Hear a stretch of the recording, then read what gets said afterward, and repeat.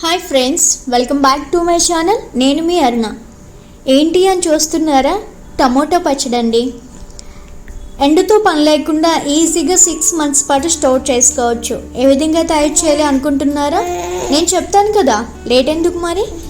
ఈ spicy tomato పచ్చడిని అన్నంలో, వేడివేడి అన్నంలో గీ వేసుకుని తింటే ఉంటుంది.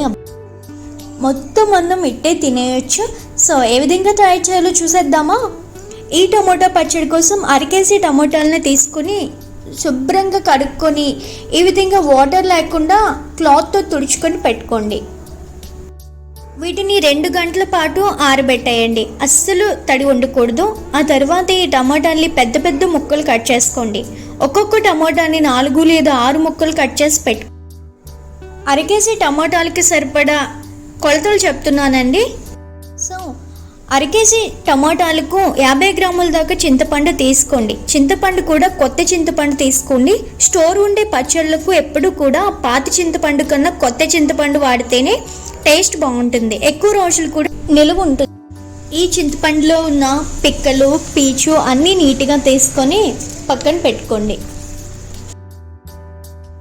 ఇప్పుడు స్టవ్ మీద ప్యాన్ పెట్టుకొని ఆయిల్ వేయకుండా టమాటో పీసెస్ని ఫస్ట్ వేయండి. టమాటో పీసెస్ని వేసిన తర్వాత చింతపండుని కూడా అందులో వేసేయండి. ఇప్పుడు మూత పెట్టి టమాటాలు మెత్తగా సాఫ్ట్గా మగ్గిపోయేదాకా ఉంచండి. మధ్య మధ్యలో కలుపుతూ ఉండండి.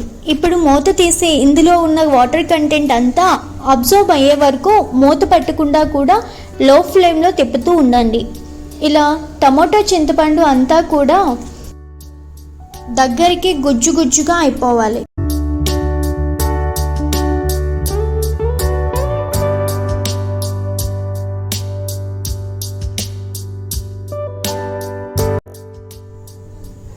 ఈ స్టేజ్లో స్టవ్ ఆఫ్ చేసుకొని ఈ ప్యాన్ని పక్కన పెట్టి పూర్తిగా చల్లారనివ్వండి. పూర్తిగా చల్లారనిచ్చాక మాత్రమే వీటిని మిక్సీ జార్లోకి వేసుకోండి. నెక్స్ట్ ఇందులోకి 50 గ్రాములు ఉప్పు, 50 గ్రాముల కారం వేసుకోండి. కప్స్లో అయితే 1/2 కప్పు ఉప్పు, 1/2 కప్పు కారం తీసుకోండి. అలాగే 1 టీ స్పూన్ పసుపు వేసుకోండి. అలాగే 1 కప్పు దాకా వెల్లుల్లి వేసుకోండి.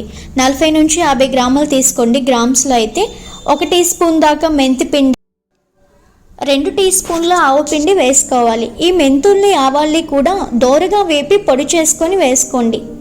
ఇప్పుడు వీటన్నిటినీ కూడా ఫైన్ పేస్ట్ లాగా గ్రైండ్ చేసుకోండి. ఇలా గ్రైండ్ చేసుకున్నాక ఒకసారి పచ్చడిని టేస్ట్ చేయండి. ఒకవేళ ఉప్పు, కారం ఏం సరిపోకపోయినా మీరు యాడ్ చేసుకోవచ్చు. నాకైతే అన్నీ సరిపోయాయి. ఈ పచ్చడిని మనం తాలింపు పెట్టుకోవాలి. తాలింపుకు ఒక ప్యాన్లో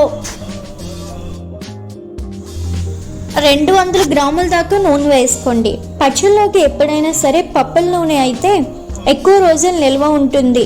ఇప్పుడు ఇందులోకి 1 టీ స్పూన్ దాకా పచ్చిశనగపప్పు, 1 టీ స్పూన్ మినప్పప్పు, 2 టీ స్పూన్ల ఆవాలు, 1 టీ స్పూన్ జీలకర్ర, 4 నుంచి 5 వెల్లుల్లి రెబ్బలు, అలాగే 4 ఎండుమిర్చి, కొద్దిగా కరివేపాకు వేసి వీటన్నిటిని కాసేపు ఫ్రై చేయండి.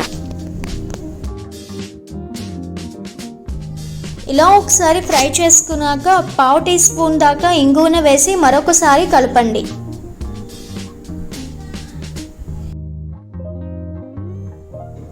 ఇలా ఫ్రై చేశాక మనం ఆల్రెడీ రెడీ చేసి పెట్టుకున్న టమోటా పేస్ట్ని ఇందులో వేసి లో ఫ్లేమ్లో కనీసం 5 నుంచి 10 నిమిషాల పాటు టమోటా పచ్చడిని ఫ్రై చేసుకోవాలి.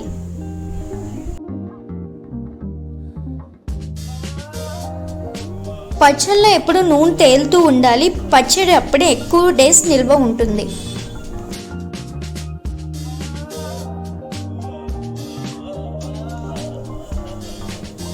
సో 5-6 నిమిషాల తర్వాత నూనె ఈ విధంగా పైన తేలింది. ఇప్పుడు మనం స్టవ్ ఆఫ్ చేసుకొని కంప్లీట్గా చల్లారాక మాత్రమే ఏదైనా డబ్బాలో తీసుకొని స్టోర్ చేసుకొని పెట్టుకోవాలి. ఇది 6 నెలల పాటు నిల్వ ఉంటుందండి.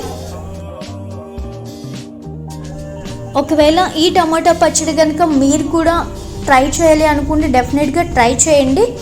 నచ్చితే కనుక నాకు కమెంట్ బాక్స్లో కమెంట్ చేయండి. Please like, share and subscribe. Thanks for watching.